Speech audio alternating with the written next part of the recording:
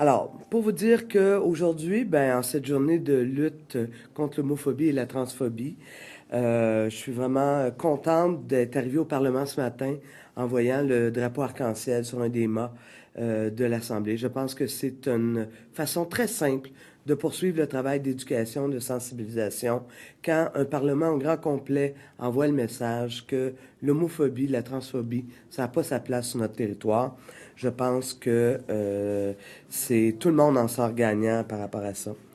De l'autre côté, on apprend du côté fédéral que le premier ministre Trudeau a décidé, lui aussi, de choisir cette journée de lutte à l'homophobie pour déposer un projet de loi afin de protéger les personnes trans, qui sont actuellement, je dirais, dans les chartes canadiennes et québécoises, les personnes les moins bien protégées.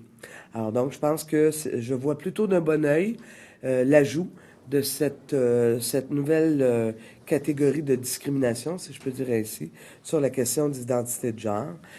Faudra voir le libellé exactement. J'ai pas eu le temps, comme vous savez, j'étais en chambre, mais en soi, de savoir qu'on veut inscrire et pour protéger les personnes et les empêcher de pouvoir être victimes de propagande haineuse ou de discours inappropriés, m'apparaît plutôt une bonne nouvelle. D'ailleurs, bonne nouvelle que devrait profiter la ministre Vallée pour dire que nous aussi au Québec, on pourrait faire un des pas qui nous manque en matière de protection des droits chez les personnes trans, et on parle des droits des enfants trans.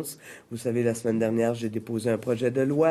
J'ai offert toute ma collaboration à la ministre pour faire en sorte de pouvoir adopter rapidement le projet de loi, faire cette procédure qui s'appelle une adoption rapide. Je pense qu'au Québec, on a fait les débats.